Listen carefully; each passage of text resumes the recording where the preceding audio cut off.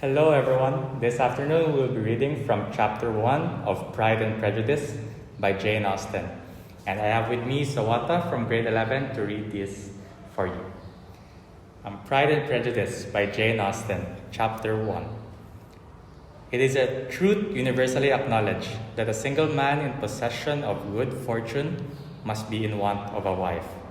However, little known the feelings or views of such a man may be on his first entering a neighborhood. This truth is so well fixed in the minds of the surrounding families that he is considered the rightful property of someone or other of their daughters. "My dear Bennet," said his lady to him one day, "have you heard that Netherfield Park is at last?" Mr. Bennet replied that he had not. "But it is," returned she, "for Mrs. Long had just been here, and she told me all about it." Mr. Bennet made no answer. "Do you not want to know who has taken it?" cried his wife impatiently. "You want to tell me, and I have no objection to hearing it." This was invitation enough.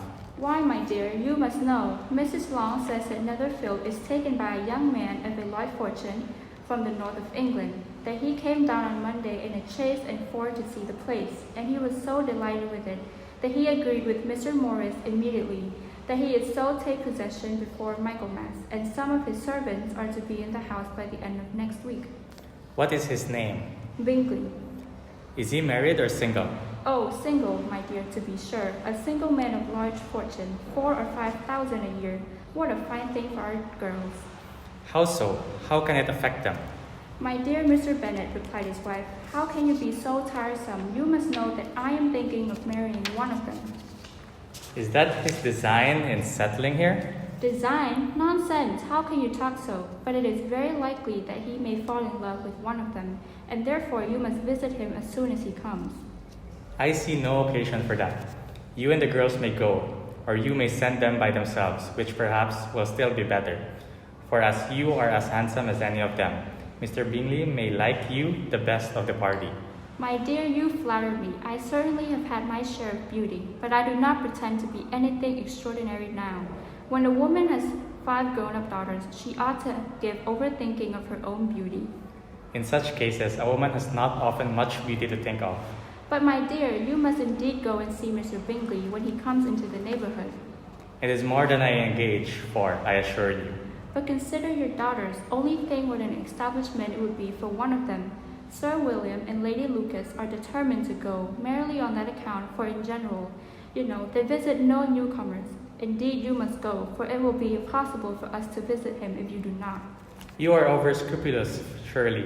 I dare say Mr. Bingley will be very glad to see you, and I will send a few lines by you to assure him of my hearty consent to his marrying whichever he chooses of the girls, though I must throw in a good word for my little Lizzie. "I desire you will do no such thing. Lizzie is not a bit better than the others, and I am sure she is not half so handsome as Jane, nor half so good-humored as Lydia, but you are always giving her the preference." They have none of them much to recommend them, replied he. They are all silly and ignorant, like other girls, but Lizzie has something more of quickness than her sisters. "Mr. Bennet, how can you abuse your own daughter in such a way? You take delight in vexing me. You have no compassion for my poor nerves." You mistake me, my dear. I have a high respect for your nerves. They are my old friends. I have heard you mention them with consideration these last 20 years at least. "Ah, you do not know what I suffer." But I hope you will get over it, and live to see many young men of 4,000 a year come into the neighborhood. "It will be no use to us. If 20 such should come, you will not visit them." Depend upon it, my dear, that when there are 20, I will visit them all. Mr. Bennet was so odd a mixture of quick parts, sarcastic humor, reserve, and caprice, that the experience of 23 years had been insufficient to make his wife understand his character. Her mind was less difficult to develop. She was a woman of mean understanding, little information, and uncertain temper. When she was discontented, she fancied herself nervous. The business of her life was to get her daughters married. Its solace was visiting and news. That's the end of our reading of chapter 1. Bye, guys!